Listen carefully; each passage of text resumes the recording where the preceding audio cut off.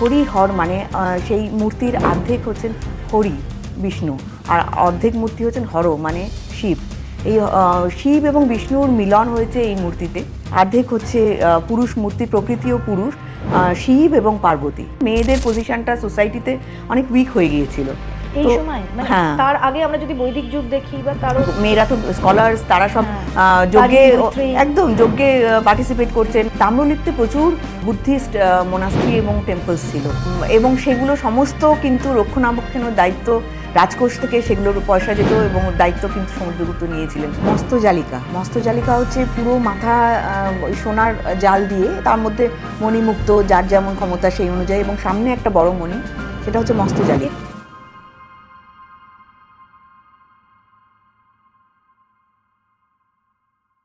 নমস্কার, mythology by ভেনেসার পডকাস্টের একটা এপিসোডে আপনাদের সবাইকে স্বাগত। আজকের এপিসোডটা একেবারেই অন্যরকম। আজকে একটা সাম্রাজ্য নিয়ে আমরা কথা বলবো গুপ্ত সাম্রাজ্যের। আর সেই সময় কোন দেবদেবীরা ছিলেন, কোন দেবদেবীর আমরা বলতে পারি সৃষ্টি হয়েছিল বা তৈরি করা হয়েছিল, তার সঙ্গে সঙ্গে সেই সময় মানুষের জীবনধারা কেমন ছিল, সেই সভ্যতা কেমন ছিল, কতটা উন্নত ছিল, এই সব কিছু নিয়ে আজকে কথা বলবো। আর আজকে এই কথা বলার জন্য যাকে আমি আমার পডকাস্টে আমন্ত্রণ জানিয়েছি, তিনি হলেন অনন্যা পাল, যিনি একজন চার্টার্ড অ্যাকাউন্টেন্ট, তার সঙ্গে একজন লেখিকা। তিনি বাঙালি এবং জন্মগতভাবে বাঙালি, তবে তিনি এখানে থাকেন না, তিনি থাকেন সুদূর আফ্রিকাতে, নাইরোবিতে থাকেন। অনন্যাদি, স্বাগত আমাদের অনুষ্ঠানে। আমি চাইবো যে দর্শকদের আপনি যদি আপনার বই সম্পর্কে কিছু বলেন। যে বইটা চীনা সংকটে পুষ্পকেতু, এটা হচ্ছে তখনকার জিওপলিটিক্যাল ইস্যুটা উঠে এসেছে, পলিটিক্যাল থ্রিলার এটা একটা।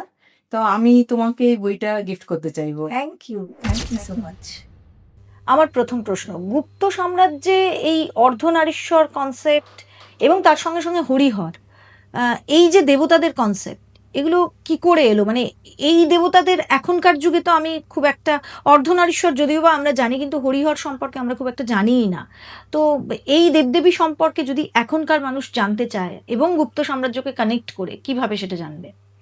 হ্যাঁ, আসলে হরিহর এবং অর্ধনারীশ্বর এই দুজন দেবতার উৎপত্তি হয়েছে, বা তারা এসেছেন হচ্ছে ওই গুপ্ত যুগেই, এবং গুপ্ত যুগের পরবর্তী মানে শেষার্ধে এসছেন আর কি, লেট গুপ্ত পিরিয়ডে, অ্যারাউন্ড 5th-6th সেঞ্চুরি এডি।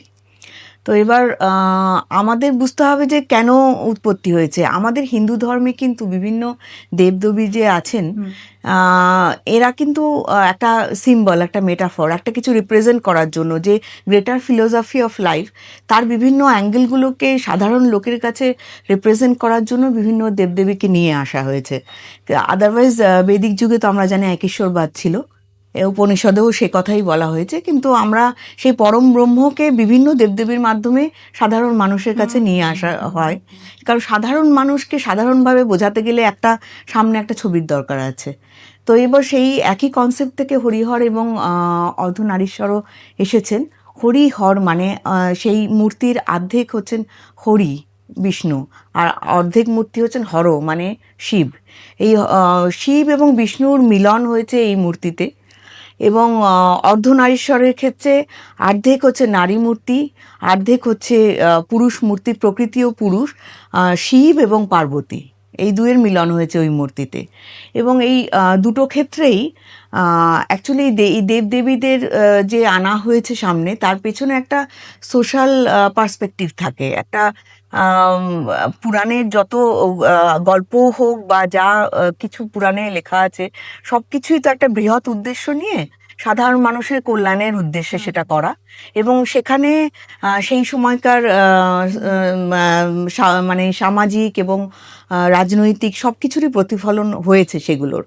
তো সেই পার্সপেক্টিভে যদি বলতে হয়, তাহলে বলবো একটা সময় তখন তো হিন্দুরাই, হিন্দু ধর্মটাই ছিল আমাদের এই আর্যাবর্তে, অন্য কোনো ধর্ম ছিল না। যদিও তারপরে ওই ব্যাকটেরিয়া থেকে ওই কুষাণরা এসেছিলেন, তাদেরকে যবন বলা হতো, তারা অগ্নির উপাসক ছিলেন, মানে কনিষ্কর। হ্যাঁ, ওরা অগ্নির উপাসক ছিলেন। তারপরে ওনারা মেন স্ট্রিমে মিশে যান। কিন্তু তার আগে অবধি বা ওনারা আসার পরে ওরা তো একটা অংশে ছিলেন, সমস্ত ভারতবর্ষে তো ছিলেন না, কিন্তু পুরো ভারতবর্ষে যেটা প্রিভেলিং ধর্ম ছিল সেটা হচ্ছে হিন্দু ধর্ম। এবং কিন্তু এই হিন্দু ধর্মের মধ্যেও দুটো খুব স্ট্রং ভাগ ছিল, একটা হচ্ছে যারা বৈষ্ণব আর একটা হচ্ছে যারা শৈব। তো এবার একটা ওই শৈব আর বৈষ্ণবদের মধ্যে একটা কোথাও গিয়ে একটা রাইভালরি, একটা আকচি ছিল। এটা কত হাজার বছর আগে? এটা এই শৈব আর বৈষ্ণবের যে কনসেপ্টটা সেটা তো মানে 2-3 হাজার বিসি থেকেই আছে। মানে যখন থেকেই আমরা বিভিন্ন দেবতাকে পুজো করছি, এবং ট্রাইডেন্ট গড বলতে তো ব্রহ্মা বিষ্ণু মহেশ্বর, অতএব মহেশ্বর আর বিষ্ণু তো একদমই আদি দেবতা, প্রথম থেকেই আছেন। তো সেই জন্য এই যে দুটো, যারা follower of Vishnu, follower of Shaiva, তাদের মধ্যে একটা আকচি, এটা আমি বলবো ওই খ্রিস্টান এরাতেই শুরু হয়েছে। যখন বৌদ্ধ ধর্ম শেষ হয়ে নতুন করে আবার হিন্দু ধর্মের মানে এটা রাইজটা হলো, যেটা পুষ্যমিত্র শুঙ্গকে দিয়ে হলো।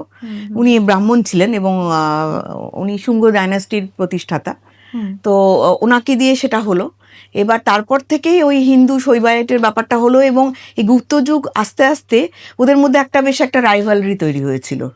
এবং সেটা কোথাও গিয়ে যখনই ইউনিটির অভাব, যখন এই যে তখনকার দিনের সোশ্যাল রিফর্মিস্টরা ওনারা লক্ষ্য করলেন যে এই ইউনিটির অভাবটা তো দুর্বল করে দেবে মানুষ। কারণ আমাদের দেশে এবং গুপ্ত যুগে তো তার আগে কুষাণরা এসছে, তারপরে গুপ্ত যুগে শকরা এসেছে, হুনরা এসেছে। হুনদের নিয়ে গুপ্ত যুগে অনেক সমস্যা হয়েছে, এবং আমাদের যে নর্থ ওয়েস্ট ফ্রন্টিয়ার, সেখানে সবসময় ওই পার্সিয়া ওদের একটা অ্যাটাক একটা সবসময় থেকেছে, একটা সেই হ্যাঁ তখনও ছিল। তো সমুদ্রগুপ্ত ইনফ্যাক্ট নর্থ ওয়েস্ট ফ্রন্টিয়ারে যুদ্ধ করেছেন, ফ্রন্টিয়ারটাকে সিকিওর করার জন্য। পরবর্তীকালে হুনদের জন্য যুদ্ধ করতে হয়েছে। তো এই যে জিনিসগুলো ছিল, তো এইগুলোকে কাউন্টার করতে গেলে যে আমাদের নিজেদের মধ্যে ইউনিটির প্রয়োজন আছে, সেই জিনিসটা সোশ্যাল রিফর্মাররা বুঝেছিলেন। এবং এই ইউনিটিটা ক্রিয়েট করার জন্যই আমার মতে যে হরিহর মূর্তির সৃষ্টি করা হয়, যে দেখো তুমি বৈষ্ণব, তুমি শৈব, কিন্তু তোমরা দুজনেই হিন্দু। যিনি বিষ্ণু তিনিই শিব, তোমরা একই দেবতাকে পুজো করছো, অতএব নিজেদের মধ্যে মারামারি করো না, ঐক্যতাই শক্তি দেবে আমাদেরকে। এই বার্তাটা দেওয়ার জন্যই হরিহর মূর্তির তৈরি হয়। এবং হরিহর মূর্তি যেখানে যেখানে পাওয়া গেছে, যে ওই বাদামি কেভসে পাওয়া গেছে, তারপরে এলিফ্যান্টা কেভসে পাওয়া গেছে, এই দু জায়গায় কিন্তু ওই গুপ্তা পিরিয়ডেই তৈরি, মানে লেটার গুপ্তা পিরিয়ডে। এই বাদামি কেভসও তাই অ্যারাউন্ড লেট 5th সেঞ্চুরি বা 6th সেঞ্চুরির বিগিনিংয়ে তৈরি, এলিফ্যান্টা কেভসও তাই। ওই দুটোই কিন্তু গুপ্ত পিরিয়ডে তৈরি হয়েছে, এবং ওখানেই কিন্তু এই মূর্তি পাওয়া যায়। তো অতএব বোঝাই যাচ্ছে যে তখনকার যে রাজনৈতিক সিচুয়েশনটা, সেটার একটা ইম্প্যাক্ট এটার উপরে হয়েছে। মানে এটা কোথাও জনসাধারণ বা সেই সময়কার যারা প্রজা, তাদেরকে ঐক্যবদ্ধ, একদম একদম সাধারণ যে মানুষ, মাস, তাদেরকে একটা ছাতার তলায় আনবার জন্যই এই মূর্তি সৃষ্টি। আবার তেমনি সিমিলারলি অর্ধনারীশ্বর যে মূর্তি, যে পুরুষ এবং প্রকৃতি দুজনকে একই মূর্তির মধ্যে আনা, সেখানে কিন্তু জেন্ডার ইকুয়ালিটির কথা বলা হয়েছে, যে পুরুষ এবং প্রকৃতি দুজনেই কিন্তু সমান এবং দুজনেই আমাদের আরাধ্য। অ্যাকচুয়ালি যেটা হয় গুপ্ত পিরিয়ডের লেটার পিরিয়ডে না, মেয়েদের পজিশনটা সোসাইটিতে অনেক উইক হয়ে গিয়েছিল এই সময়। তার আগে আমরা যদি বৈদিক যুগ দেখি, বা তারও মেয়েরা তো স্কলার্স, তারা সব যজ্ঞে, একদম যজ্ঞে পার্টিসিপেট করছেন, সব রকম ভাবেই তারা সামনে সমানে। আমরা যদি এখনকার ধারণা দিয়ে দেখি, ভীষণ শিক্ষিত। মানে গুপ্ত সাম্রাজ্যে কি মেয়েদের আস্তে আস্তে একটু, যেহেতু গুপ্ত সমাজে কাস্টিজম এইগুলোরও একটা প্রমিনেন্স এসে গেল, মেয়েরা কোথাও গিয়ে মেয়েদের পজিশনটা সমাজে একটু উইক হতে শুরু করলো, যে অ্যাডমিনিস্ট্রেশন এইসবে মেয়েদের অংশগ্রহণ নেই।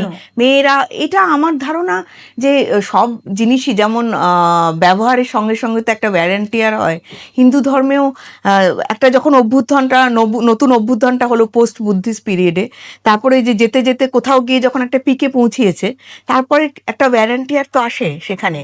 তো সেই ভ্যারান্টিয়ারের ফলেই নানা রকম একটা আনওয়ান্টেড এলিমেন্টস ঢুকে যায় যে কোনো একটা জিনিসের মধ্যে, তখন মাঝে মাঝেই কি করতে হয়, আমাদেরকে পিউরিফাই করতে হয়। তার মানে কি সেই সময় মেয়েরা, আপনি বললেন যে পজিশন উইক হয়ে গেছিল, পজিশন উইক মানে তারা ঘরে থাকবে, হ্যাঁ, মেয়েরা ঘরের কাজ করবে, মেয়েরা অনেকটাই বাইরে যাবে তাই, না, অনেকটাই এরকম। তাই। এবং সেক্ষেত্রে কি হয় তখন, সম্পত্তিতে পুরুষদের অধিকার, এই ধরনের যে জিনিসগুলো, তখন যেটা দেখা গেল যে মেয়েদেরকে যদি সেই সম্মান, সেই অধিকারটা না দেওয়া হয়, তাহলে সমাজ তো পঙ্গু হয়ে যাবে। মেয়েদের বাদ দিয়ে তো সমাজ নয়। তো সেই জন্যই সমাজ সংস্কারকরা এই অর্ধনারীশ্বর মূর্তি এনেছিলেন। এবং অর্ধনারীশ্বর মূর্তি পুজো করতে গিয়ে তো মানুষকে পুরুষের সঙ্গে প্রকৃতিকেও পুজো করতে হবে। এবং তার মাহাত্ম্য, যে অর্ধনারীশ্বরের শ্লোক পাঠ করলে কি কি ভালো হয়, সংসারে শান্তি আসবে, উন্নতি হবে, এই যে জিনিসগুলো বলা হয়েছে, তার মানে কি, যখনই এই শ্লোকটা বলা হচ্ছে তখনই তো আমাকে রিমাইন্ড করা হচ্ছে যে আম, যে নারীকে সম্মান করো। একদম। তো সেই কনসেপ্ট থেকেই কিন্তু এসেছে অর্ধনারীশ্বরের কনসেপ্টটা, একদমই তাই। সেই সময় পুজো আর্চা বা ধর্মীয় যে গোঁড়ামি, এগুলো কি তখন থেকে, মানে তখন ছিল সমাজে গুপ্ত যুগে? খুব অতিরিক্ত পরিমাণে ছিল না, অন্তত প্রথম দিকের তো ছিলই না। দ্বিতীয় চন্দ্রগুপ্ত, কুমারগুপ্ত অব্দি তো অতটা ছিল না, কিন্তু পরের দিকে হয়েছে সেটা। আস্তে আস্তে যখন কি হয়, কলুষিত হতে শুরু করে, ব্যাড জিনিস যদি ভাইরাস ঢুকতে শুরু করে, আস্তে আস্তে শরীরটা দুর্বল হতে থাকে, তখন আবার ওষুধ খেয়ে পিউরিফাই করে ঠিক করতে হবে। তখন সমাজ সংস্কারকের একদমই তাই। তো ওইটা আস্তে আস্তে হতে হতে ঘুমটা যখন ধরতে শুরু করে, একটা সময় গিয়ে যখন মনে হয় যে অনেকটা বেশি হয়ে গেছে, তখন ইট ইজ টাইম যে আমাদের পিউরিফাই করতে হবে। তখন সমাজ সংস্কারকরা নতুন নতুন ভাবে এই বিভিন্ন কনসেপ্টের মাধ্যমে করার চেষ্টা করেছেন সেগুলো, যাতে সাধারণ মানুষের মধ্যে গ্রাহ্য হয় জিনিসটা, সেই জন্য। একদম। সেই সময় মানুষ কি পুজো আর্চা খুব করতো, মানে ধর্মভীরু ছিল মানুষজন? হ্যাঁ, হ্যাঁ, ছিল।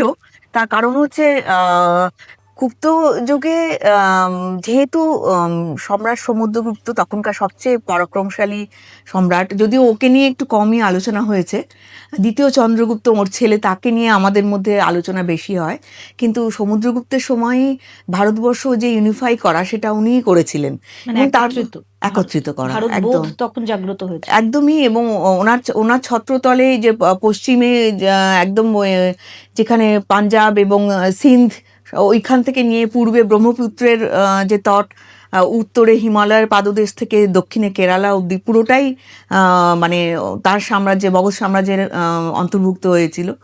এবং তারপরে তার ছেলে অবশ্যই যোগ্য উত্তরসূরি, তো ওরা দুজনেই ভারতবর্ষকে একটা অন্য জায়গায় এবং ইন্টারন্যাশনাল লেভেলেও একটা অন্য জায়গায় নিয়ে গিয়েছিলেন।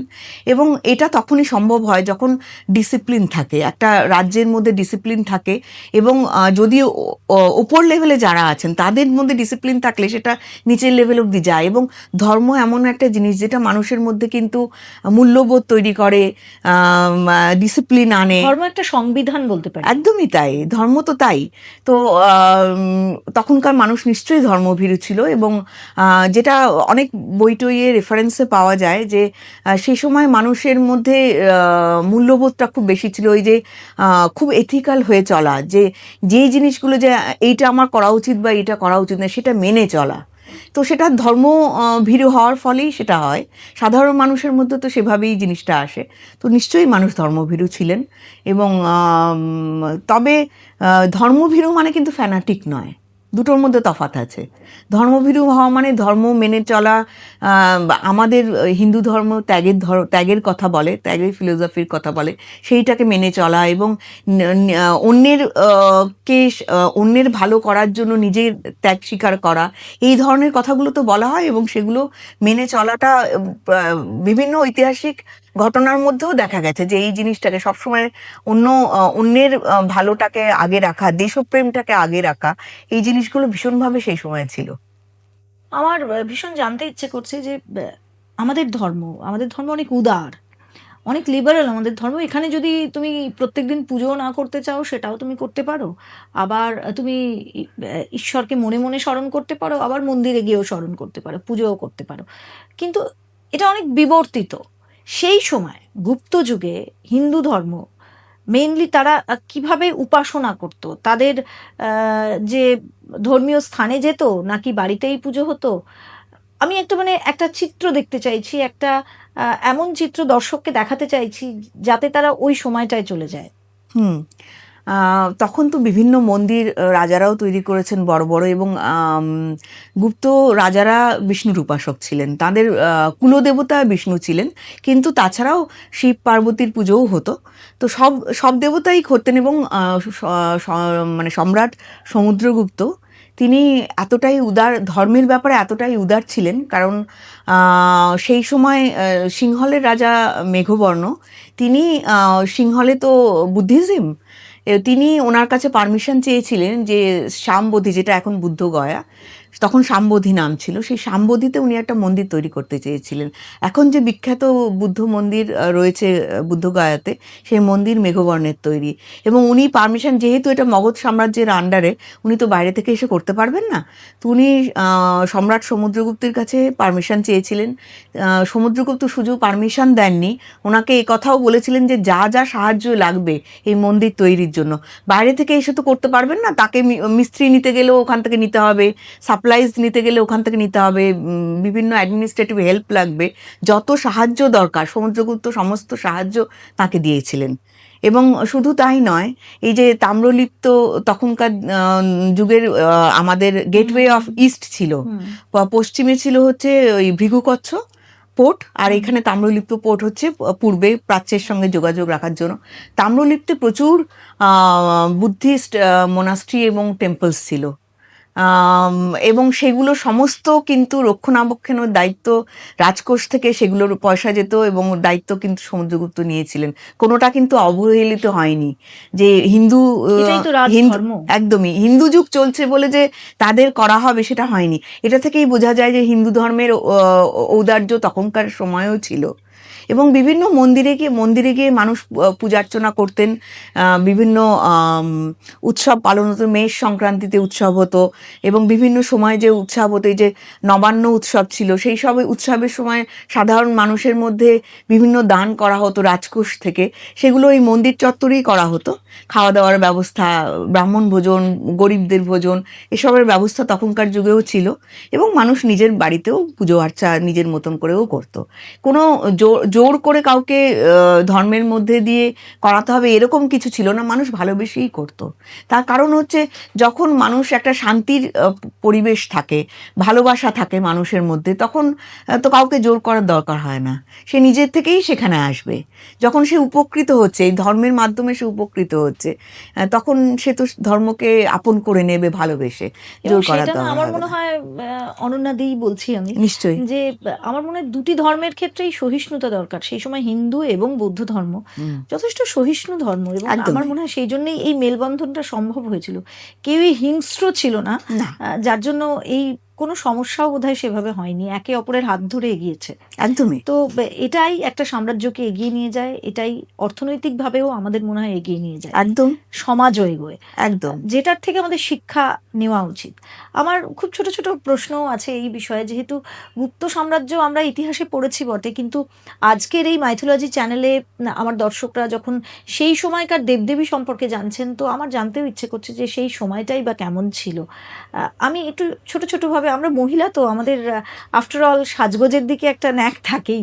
সেই সময় মেয়েদের যে মানে গয়না গাটি, তারা কি ধরনের জামা কাপড় পরতো, বা ফেস্টিভ্যাল হলে যখন কোনো উৎসব হতো তারা কিভাবে নিজেদেরকে সাজিয়ে তুলতো, এগুলো যদি একটু বলে। তখনকার দিনের গয়নাগাটি খুব ইন্টারেস্টিং ছিল। যেমন মাথা থেকেই শুরু করি, মস্তজালিকা হচ্ছে পুরো মাথা ওই সোনার জাল দিয়ে, তার মধ্যে মণিমুক্ত, যার যেমন ক্ষমতা সেই অনুযায়ী, এবং সামনে একটা বড় মণি, সেটা হচ্ছে মস্তজালিকা। এটা আমরা সিরিয়াল বা সিনেমায় পুরোনো দিনের দেখেছি। হ্যাঁ একদম। আর মকরিকা হচ্ছে আমরা এখন যেমন ওই টিকলি টাইপের পড়ি না, ওই রকম সিঁথি টাইপের, তো ওইটা ঝুলে থাকবে, কোনো একটা ফিগারিন হয়, নাগ বা মাছ বা অন্য কোনো ফিগারিন এখানে ঝুলে থাকবে। আর খোঁপার জাল যেমন এখনো মানে আমরা মাটাদের পড়তে দেখেছি, সেরকম হচ্ছে মুক্তা জালিকা খোঁপাতে লাগানোর জন্য। তারপরে ঝোলা কানের দুল কর্ণিকা, তারপরে গলার যে হার তারও বিভিন্ন রকম, যেমন খুব ইলাবোরেট যেগুলো বৈজয়ন্তী। বৈজয়ন্তী হচ্ছে গলা থেকে একেবারে পেট অবধি, এতটাই মানে পুরো কভার গয়না। তারপরে সাতনলি হারের মতো? হ্যাঁ হ্যাঁ, সাত লহরী আবার একটা আলাদা ছিল, সেটা হচ্ছে ওই লহর দিয়ে দিয়ে, ও, আচ্ছা, সেটাই আচ্ছা। সাতনরি বোধহয় পরে হ্যাঁ, হ্যাঁ। ডায়ালেক্টে চেঞ্জ হয়ে হ্যাঁ, হয়েছে। সে তার মধ্যে বিভিন্ন মানে মণিমুক্ত লাগিয়ে তারপরে সেটাকে সুন্দর করে করা। এবং তারপরে এই যে হাতে হচ্ছে বাজুবন্ধ যেটা আমরা বলি কেউর আচ্ছা। হাতের, আর এমনিতে অনন্ত বলয়, এগুলো হচ্ছে কঙ্কন, এগুলো হচ্ছে হাতের গয়না, আমরা আচ্ছা, যেমন বালাটালা বলি হ্যাঁ, এরকম। হ্যাঁ। আর তেমন হস্তপদ্ম, এই যে 5টা আঙুল দিয়ে যে, সেটা হচ্ছে হস্তপদ্ম, এটা তো এখনো এখনো আছে। আর তারপরে কোমরের যে মণিবন্ধে যে গয়না, সেটাকে মেখোলা। আর কিলক হচ্ছে যে পুরো আমাদের যে হিপটাকে জড়িয়ে সামনে এসে ঝুলে থাকবে, সেটা হচ্ছে কিলক। ভারী সুন্দর একটা গয়না। এবং তারপরে হচ্ছে উরু কাভার করে একটা গয়না, সেটাকে বলছে স্তূক শোভা। তারপরে পায়ে এই যেমন হস্তপদ্ম, সেরকম পায়েও ওর 5টা আঙুল থেকে এসে ওটা ওই পায়ের মল অবধি হচ্ছে, সেটাকে বলছে মঞ্জিরা। আচ্ছা। এইরকম এত রকমের ইলাবোরেট গয়না ছিল। এবং আমি যেহেতু আমার বইয়ের পুষ্পকেতুর রিসার্চ ওয়ার্ক করার জন্য বিভিন্ন মিউজিয়ামে ঘুরেছি সাউথ ইস্ট এশিয়াতে, মিয়ানমারের বাগানের যে মিউজিয়াম, সেখানে অ্যাকচুয়ালি ওরা ওই রকম বিভিন্ন গয়না পরিহিত স্কাল্পচার বানিয়ে বানিয়ে রেখেছিল রেফারেন্সের জন্য। কিছু গয়নাও ছিল সেখানে, আমি অ্যাকচুয়ালি এই ধরনের গয়নাগুলো দেখেছি এবং এত ইন্টারেস্টিং। তো ইন্ডিয়ান ইনফ্লুয়েন্স তো খুব প্রচন্ডই ছিল ওইসব সাউথ ইস্ট এশিয়াতে। এইসব গয়না অ্যাকচুয়ালি আমি দেখেছি ওইসব স্কাল্পচারের উপরে, ভীষণ আপনি ইন্টারেস্টিং। বলছেন, আমি নিজেই কল্পনা ইভেন করতে দানাংয়েও, দানাং হচ্ছে ওই ভিয়েতনামে, সাউথ ভিয়েতনামে তখন তো চ্যাম ডাইনেস্টি ছিল, চম্পা ডাইনেস্টি। তো তখন ওদের দানাংয়ের যে ন্যাশনাল মিউজিয়াম, সেখানে গিয়েছি, সেখানেও যেসব রেফারেন্স রয়েছে স্কাল্পচারগুলো ভালো করে খেয়াল করলে দেখা যায় যে গয়নাগুলো, বা আমাদের এখানেও কোণার্কের যে মন্দির, সেখানের যে স্কাল্পচার্স রয়েছে, সেখানেও যদি ভালো করে খেয়াল করা যায়, সেখানেও দেখা যাবে যে গয়না যেগুলো পরানো আছে। যদিও কোণার্ক মন্দির গুপ্ত পিরিয়ডের নয়, পরে তৈরি, কিন্তু মানে স্কাল্পচার যে গয়না, ওগুলো লক্ষ্য করলে কিন্তু দেখা যাবে। একদম, বেশ ইন্টারেস্টিং। সাজগোজের ব্যাপারে ভীষণ মানে শৌখিন ছিলেন। আচ্ছা, সেই সময় কি সোনার গয়নাই বেশি ছিল? একদম, কারণ ভারতবর্ষ তো ভীষণ রিচ একটা জায়গা ছিল, আর গুপ্ত পিরিয়ডে তো আমাদের ঐশ্বর্য এত ছিল, সারা পৃথিবী জুড়ে আমাদের বাণিজ্য সম্পদ, সোনায় আমরা খুব রিচ ছিলাম। কিন্তু ভারতবর্ষে সোনার খনি নেই। আমাদের সোনার মেন সোর্সটা ছিল হচ্ছে তখন অবধি রোমান এম্পায়ার থেকে যা কিছু ওদেরকে আমরা বিক্রি করতাম, তার বদলে ওই স্বর্ণ দিনার নেওয়া হতো, যার জন্য আমাদেরও তখনকার গুপ্ত যুগের স্বর্ণ মুদ্রাকে দিনার এবং রৌপ্য মুদ্রাকে রূপক বলা হতো। সোনাটা আসতো কিন্তু ওদের ওখান থেকে, ওই ওদের ইউরোপ। হ্যাঁ, রোমান, তখন ইউরোপ বলতে তো রোমান সাম্রাজ্য, রোমান সাম্রাজ্যের সঙ্গে যা বাণিজ্য করা হতো আমরা স্বর্ণ দিনারে নিতাম পয়সা। আর আমরা কি দিতাম, মানে ওরা কি কিনতো? আমরা হচ্ছে স্পাইসেস, তারপরে হচ্ছে আমাদের কাশিপট্ট, তারপরে মসলিন, এবং বিভিন্ন মানে কাপড়। হ্যাঁ, কাপড় এবং তার সঙ্গে মশলা, এবং কিছু মণিমুক্তও বটে, সেগুলো ওদের আমরা দিতাম। এবং আরেকটা যেটা ছিল হচ্ছে, যেহেতু আমাদের সেই সময় নৌবিদ্যাটা মানে পৃথিবীর মধ্যে সবচেয়ে অ্যাডভান্স ছিল, তো অনেক দূর অবধি যেতে পারতো। আমাদের এখান থেকে আলেকজান্দ্রিয়া পোর্ট, যেটা হচ্ছে ইজিপ্টে, এখনকার ইজিপ্ট, তখনকার দিনে মিশ্র দেশ, তখন ওখানে অবধি আমাদের বাণিজ্য ছিল। আবার পূর্ব দিকে ওই চ্যাম ডাইনাস্টি, যেটা সাউথ অফ ভিয়েতনাম, ওখানে অবধি আমাদের ডিরেক্টলি জাহাজ যেত।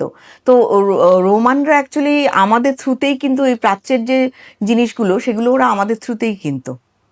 তো সেই জন্য ওখান থেকে যে জিনিসগুলো, যে চীনাংশুক মানে চাইনিজ সিল্ক, বা এবং মুক্ত, যেগুলো ওই সাউথ ইস্ট এশিয়ান কান্ট্রিজ থেকে আসতো, তো এবং স্পাইসেসও অ্যাকচুয়ালি ওখান থেকেই আসতো মেনলি। আমাদের কিছু স্পাইস, কিন্তু অনেক স্পাইসই ওই সব জায়গা থেকে আসতো। তো মালৌ উপকূল যেটাকে বলা হয়, মালয়েশিয়া বেসিক্যালি, ওখান থেকে স্পাইসেসগুলো আসতো। তো এইগুলো আমরা ওই রোমানদেরকে দিতাম, তার বদলে মুদ্রা পেতাম।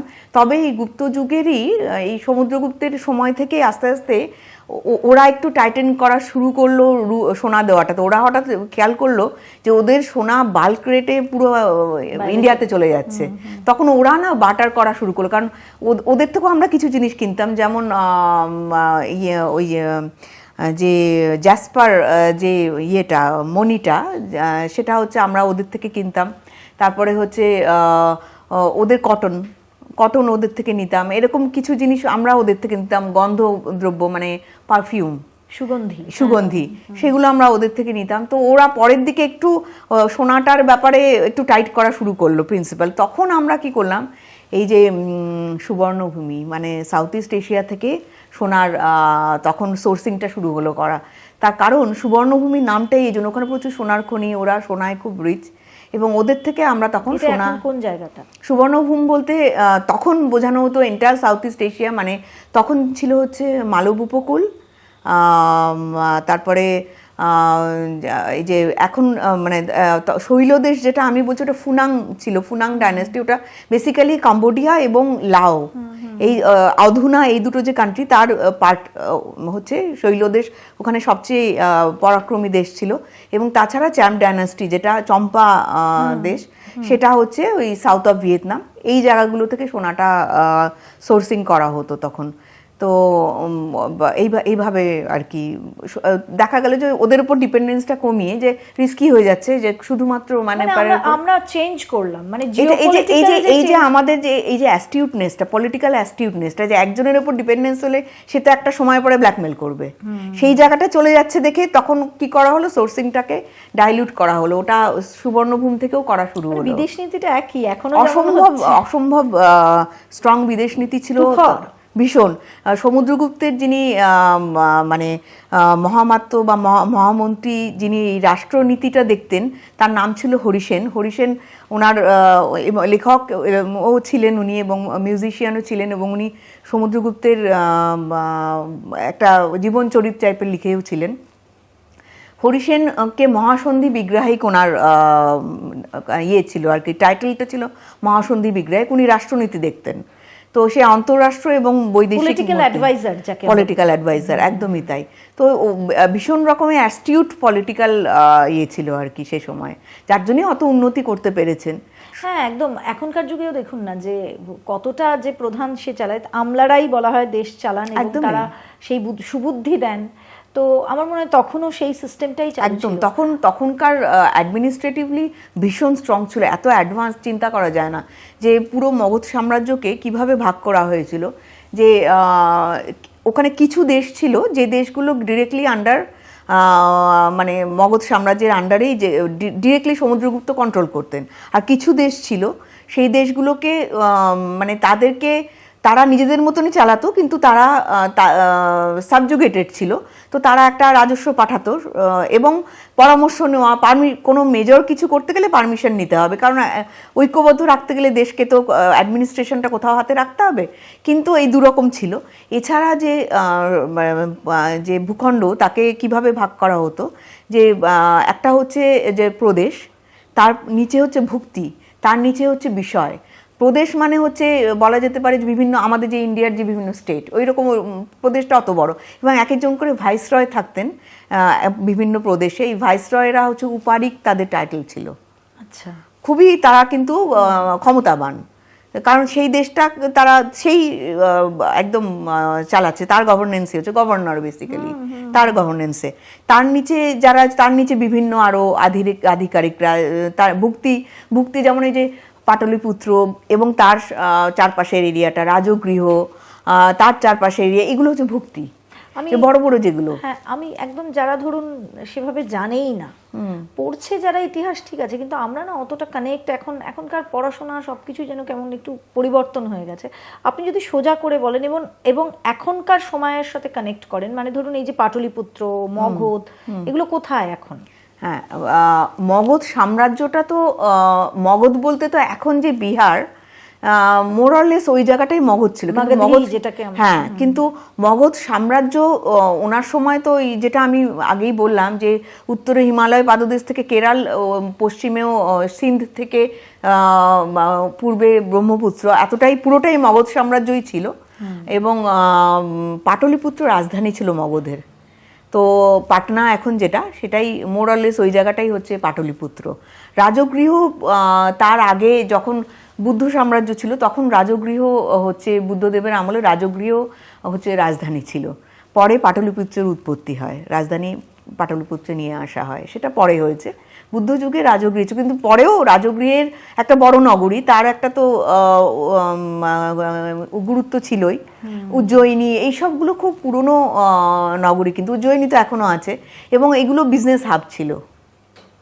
তো এবং এগুলো সব ভক্তির আন্ডারে আসতো। এখন যেমন আমাদেরও তো এই যে বিভিন্ন বড় বড় জেলা, যেগুলো জেলা শাসক আছে, তো সেই রকমই আর কি ব্যাপারটা, ভক্তিটা অনেকটা জেলার মতন বলা যেতে পারে। আমার আরেকটা বিষয় জানতে ইচ্ছে করছে যে এই যে ছেলে মেয়ে বিভেদের কথা বলছিলেন আপনি, যেটা গুপ্ত সাম্রাজ্যের একেবারে শেষের দিকে শুরু হচ্ছে, এবং সমাজ সংস্কারের তরফ থেকে, সংস্কারদের তরফ থেকে বার্তাও দেওয়া হচ্ছে, ইউনিটির বার্তা, কিন্তু তবুও আমি ছেলে মেয়ে বিভেদটা কি মানে কিভাবে এদের এদের বিবাহ, এদের মানে চুজিং অফ হাজব্যান্ড, এটা যেমন একটা সময় আমরা রাম সীতার সময় দেখছি স্বয়ংবর হচ্ছে, বিবাহরও তো বিভিন্ন জায়গা আছে, সেই সময় কিভাবে হতো? গুপ্ত যুগে স্বয়ংবর হয়তো থেকেও থাকতে পারে, ছিল কিনা সেটা খুব জোর দিয়ে বলতে পারছি না। তবে স্বয়ংবর তার পরবর্তীকালেও ছিল, যখন ধরে নেব গুপ্ত যুগেও ছিল। তবে এটা মনে রাখতে হবে, যখন মেয়েদের পজিশনটা একটু কমতে শুরু করে না, তখন স্বয়ংবরটাও পলিটিক্যালি মোটিভেটেড হয়ে যায়। সে তখন কি হয়, স্বয়ংবরটা হচ্ছে মেয়েকে হয়তো অ্যাপারেন্টলি বলা হচ্ছে যারা বসে আছে তার মধ্যে থেকে তুমি তোমার নিজের ইচ্ছে মতন কাউকে মালা দেবে, কিন্তু সেটা অ্যাকচুয়ালি হতো না। সেটা তখন কি হচ্ছে, তার যে পিতা, সে যদি রাজা হয় বা ভাই যেই হোক, রাজা যিনি, তিনি তাকে ওই স্বয়ংবর সভা তৈরি হওয়ার আগে তাকে ডেকে নিয়ে একটা হিন্ট দিয়ে দেবেন যে আমরা চাইছি তুমি একেই করো, এবং সে তাকেই করবে। তো সেখানে কোথাও গিয়ে ক্ষমতাটা অতখানি মানে ফ্লেক্সিবল অতখানি নয়, বরঞ্চ সুবর্ণভূমে মেয়েদের অসম্ভব স্বাধীনতা ছিল। মেয়েরা নিজেদের স্বামী নিজেরা চুজ করতেন, অসম্ভব স্বাধীনতা ছিল, এখনও আছে। সুবর্ণভূম বলতে সাউথ ইস্ট এশিয়ান কান্ট্রিগুলোতে যদি আমরা দেখি, থাইল্যান্ড বা মালয়েশিয়া বা ওই সব কান্ট্রিগুলো, ভিয়েতনাম, মেয়েরা কিন্তু অসম্ভব স্বাধীনচেতা। মেয়েরা কিন্তু মানে থাইল্যান্ডে আমি নিজে থেকেছি বলেই বলতে পারি যে উইমেন ডমিনেটেড সোসাইটি। তো আমাদেরও তো তাই ছিল, আমাদেরও ছিল, কিন্তু সমুদ্রগুপ্তের আমলে তখনও খারাপ হয়নি অতটা। কিন্তু তবে কোথাও গিয়ে অ্যাডমিনিস্ট্রেশন এইসবগুলোতে যে মেয়েদের খুব পার্টিসিপেশন তখন ছিল, সেটা ছিল না তখন আর। এগুলো তো গ্র্যাজুয়ালি তো হয়, একবারে তো কিছু হয় না। এবং তখন বিভিন্ন সমিতি ছিল, মানে এই যে স্বর্ণকার সমিতি যেমন এখনো আছে, বিভিন্ন গিল্ড বা সমিতি, স্বর্ণকার সমিতি, এই যে যারা হয়তো কটনের ব্যবসা করছে তাদের সমিতি, সব সমিতি ছিল। যে এইগুলো থেকে বোঝা যায় যে কত ডিসিপ্লিন ছিল।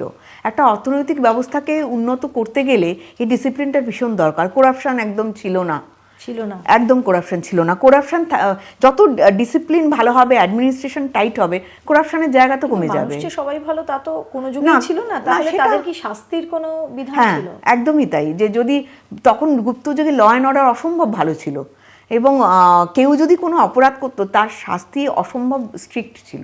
শাস্তিটাও কি ধরনের শাস্তি দেওয়া হতো? যদি মানে মানুষ খুন জাতীয় কোনো অপরাধ বা নারীদের উপর অপরাধ, তো মৃত্যুদণ্ড, এতটাই ছিল তখনও তাই ছিল। হ্যাঁ। এবং কেউ যদি চুরি ডাকাতি জাতীয় কাজ করতো, তার শুধু যে জেল হবে সেটাই নয়, কারাবাসের সঙ্গে সঙ্গে তার তো মানে তার রেপুটেশনটাও হয়ে যেত। কারণ তার সম্পর্কে পুরো বেরিয়ে যাচ্ছে, মানে ঢাক পিটিয়ে হয়তো বলে দিল লোকজনকে এই কাজটা করেছে, দুষ্কর্ম।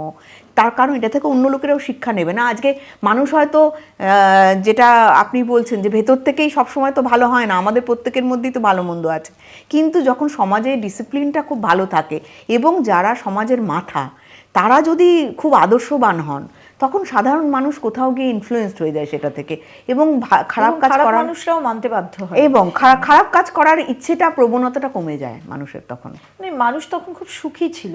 এবং হ্যাঁ, এইটাই মেন কথা। যখন আমি দুবেলা খেতে পড়তে পাচ্ছি, আমার একটা সুখের মধ্যে, শান্তিতে আমি আছি, মানুষের মধ্যে না অপরাধ প্রবণতা আসে না। ওটা হয় না, মানুষ সবাই তো শান্তিতেই থাকতে চায়। অপরাধ প্রবণতাও কিন্তু অনেক সময় ডেসপারেশন থেকে হয়। কিন্তু আমার যদি দুবেলা পেটে ভাত জোটে, আমার যদি সব রকমের শান্তি থাকে, আমি একটা সুখী জীবন আমার থাকে, অপরাধ প্রবণতা সেখানে মানুষের থাকে না। একদম। সেই সময় আপনি মেয়েদের গয়নার কথা বললেন, আমার যতদূর মনে আছে যে গুপ্তযুগে বোধহয় ছেলেরাও প্রচুর গয়না পরতো, এবং সামাজিক যে অনুষ্ঠানগুলো, বিশেষ করে এই যে উৎসবগুলো, তারা কিভাবে সেলিব্রেট করতো? হ্যাঁ, এখানে না মানে বৈদিক যুগ থেকে যদি আমরা দেখি, শুরুতে কিন্তু মানে মেয়েরা ছেলেরা উভয়ই ইকুয়ালি গয়না পরতো, এবং গয়না এবং পোশাক একই রকম কিন্তু ছিল।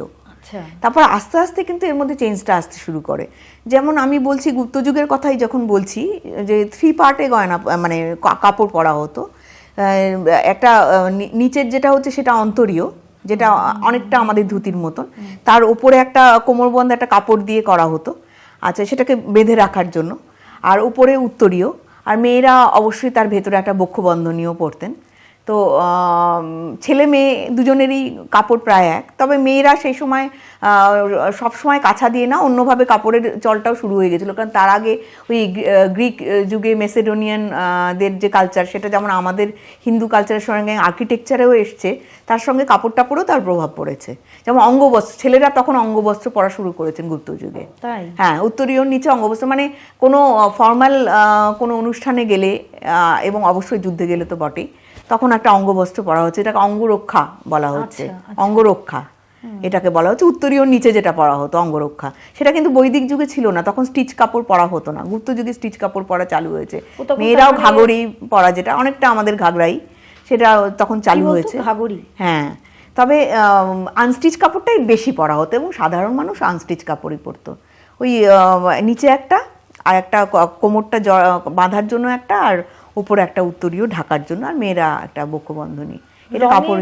রঙের কেমন ব্যবহার? রং হচ্ছে ন্যাচারাল ডাই, যেহেতু সমস্ত ওই উদ্ভিজ রং ব্যবহার করা হবে, তো ওই জন্য সবুজ, হলুদ, সাদা, লাল, এই যেগুলো ন্যাচারাল রং যেগুলো, সেইগুলো ব্যবহার করা হতো।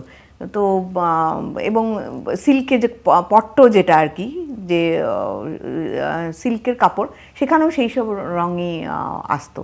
এবং গয়না ছেলেরাও প্রচুর গয়না পরতেন তখন, বিশেষ করে যারা রাজপরিবার, নোবেল যারা, গয়না পরতেন। তবে এই গুপ্তযুগ থেকেই না মেয়েরা যতটা গয়না, মেয়েদের গয়নাটা কিন্তু ওইরকম বেশি থাকলো, ছেলেদের গয়নাটা আস্তে আস্তে কমলো, মিনিমালিস্টিকের দিকে গেল।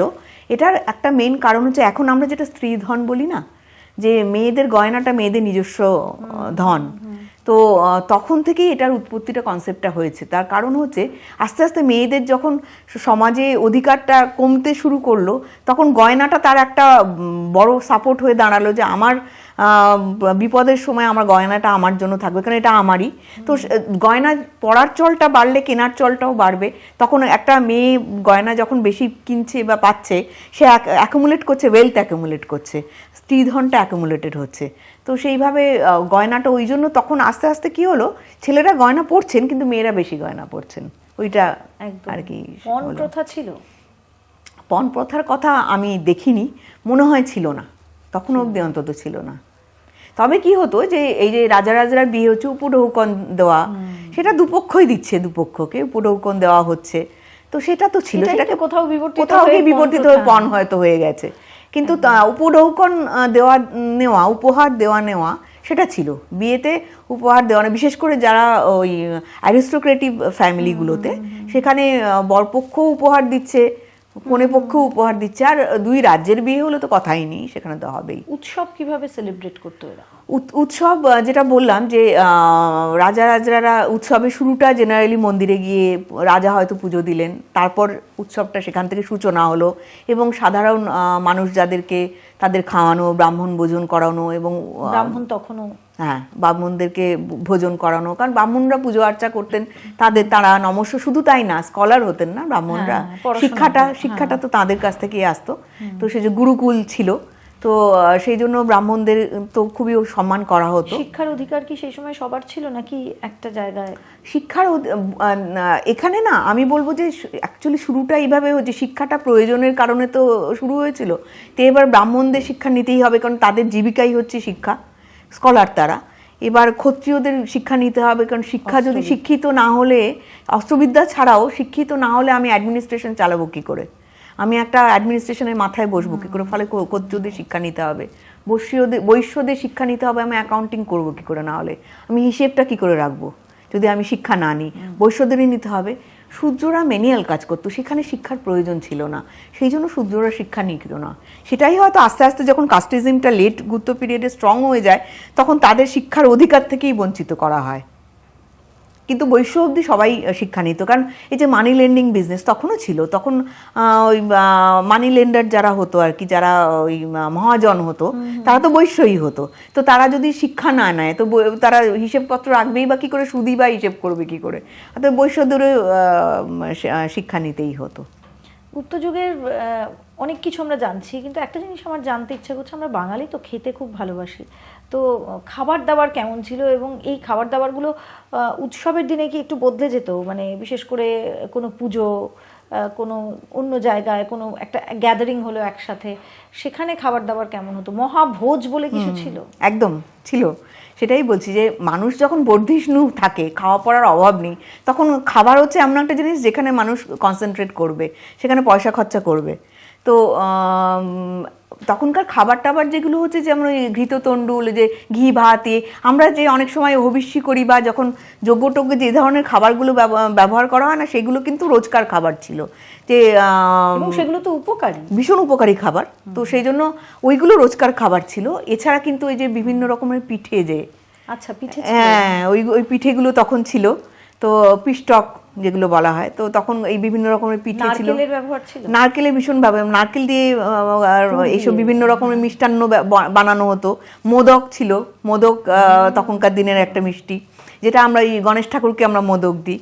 এবং তো এরকম বিভিন্ন ভোজের সময় ওইসব বিভিন্ন রকমের খাবার দাবার, স্পেশাল খাবার যেগুলো, সে এবং তখনকার দিনে ওই যে আমরা পোলাও যেটাকে বলি হয়তো, এখন তখন পোলাও বলা হতো না, তখন এই পুষ্পান্ন বলা হতো।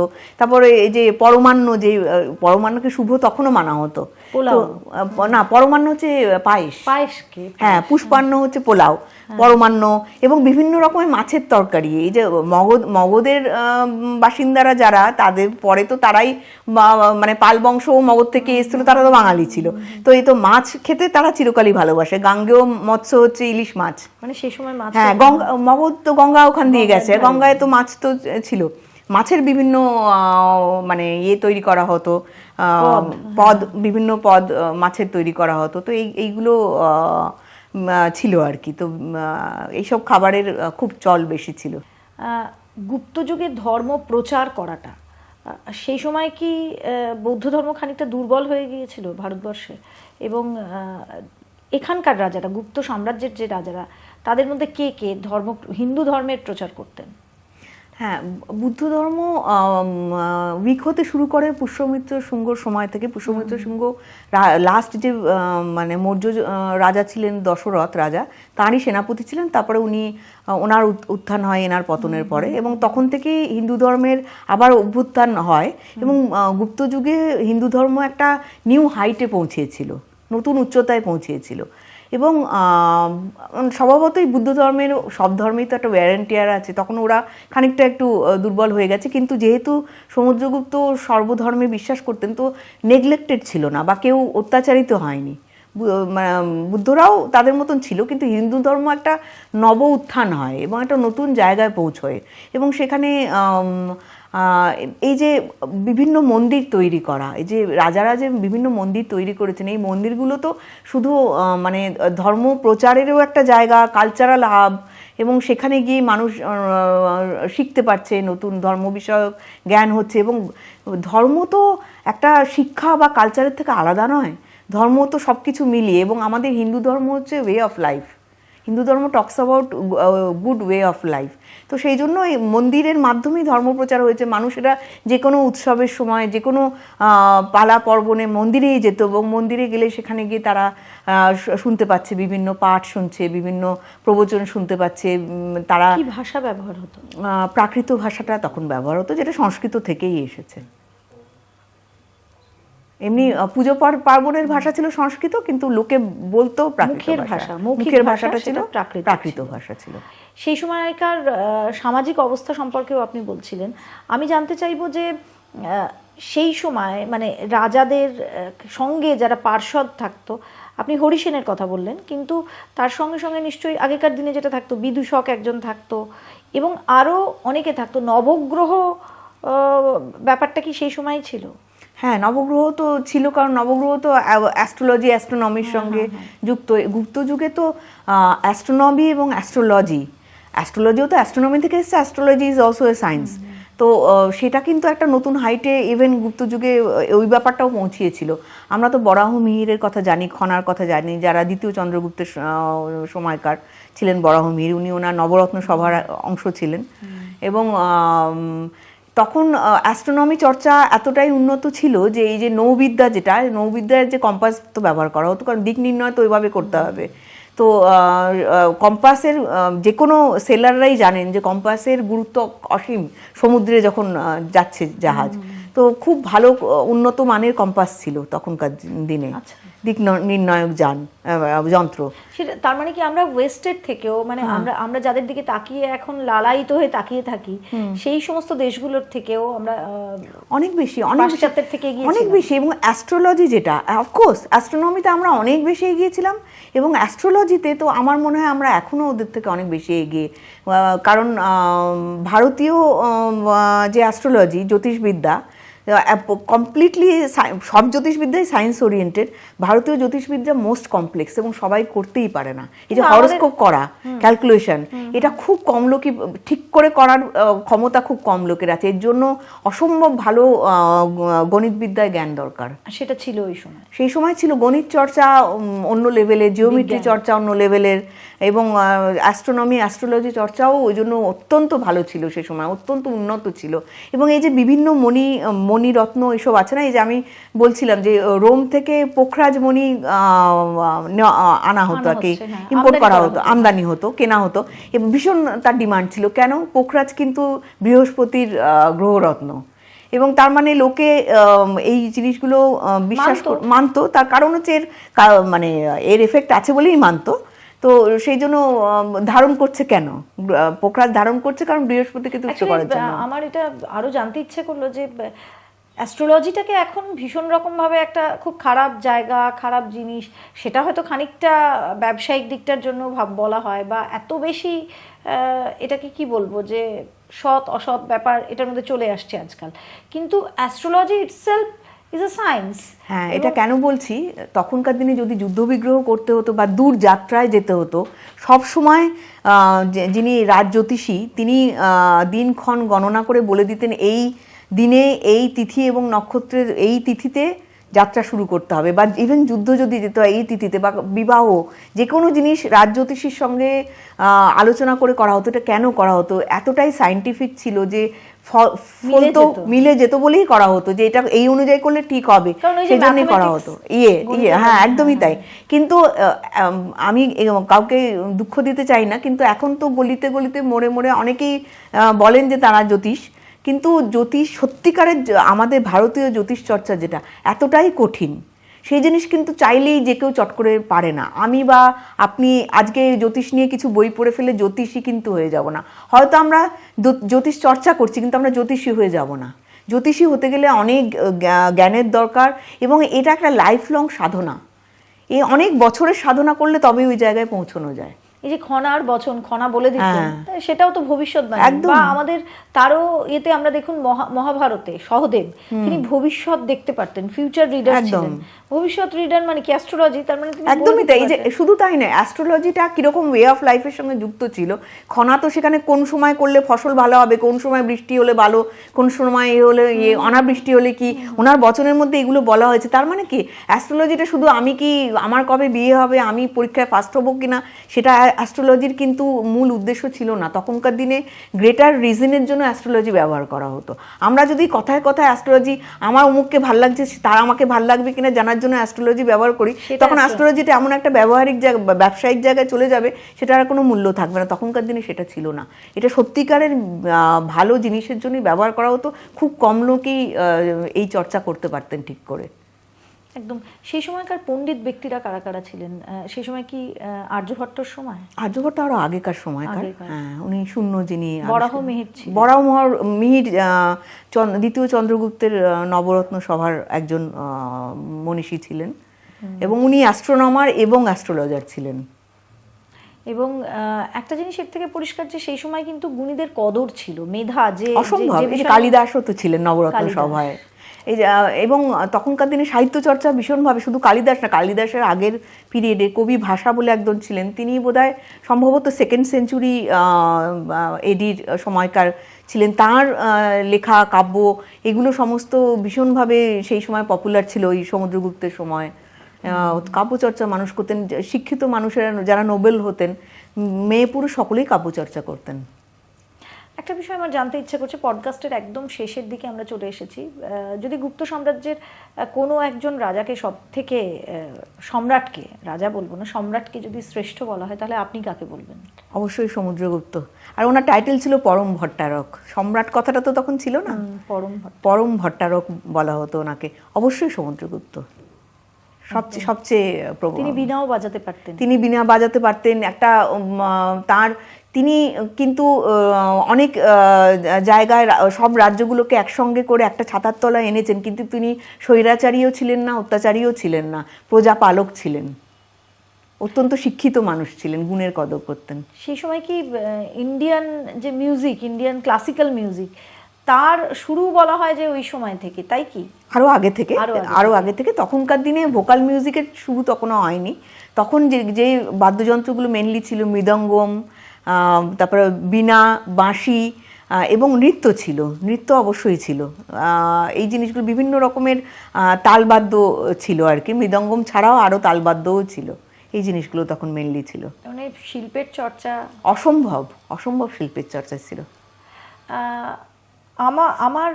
আমিও ইতিহাস পড়েছি, আমরা ছোটবেলায় সবাই, যদিও ইতিহাস নিয়ে বহুদূর পড়ার সুযোগ হয়নি, কিন্তু ভারতবর্ষের ইতিহাস পড়তে গিয়ে যতটা সমুদ্রগুপ্তকে ততটা জানিনি। ছোট্ট একটা ছবি, ছোট্ট একটা চ্যাপ্টার, শেষ হয়ে গেছে। কিন্তু অন্যান্য সাম্রাজ্য নিয়ে পরবর্তীকালে আমরা অনেকটা পড়েছি। আপনি একজন রিসার্চার হিসাবে, একজন লেখিকা হিসাবে কি মনে হয়, কেন এটা? কোনো কারণে হয়তো আমার মনে হয় যে আমরা নিজেদের অতীতটাকে ভুলেছিলাম।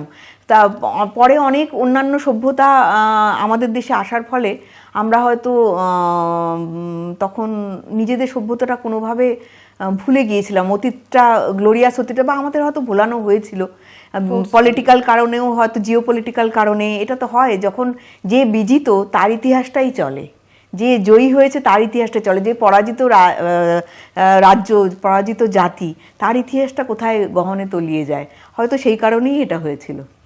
আমরা অনেক কিছু জানলাম, অনেক কিছু অজানাও কিন্তু একটা সাম্রাজ্য, একটা ইতিহাস এবং তার ভবিতব্য, তার শেষ হয়ে যাওয়া, আবার একটা নতুন সাম্রাজ্যের উত্থান, এটা ভারতবর্ষ বহু যুগ ধরে দেখেছে, বারে বারে দেখেছে।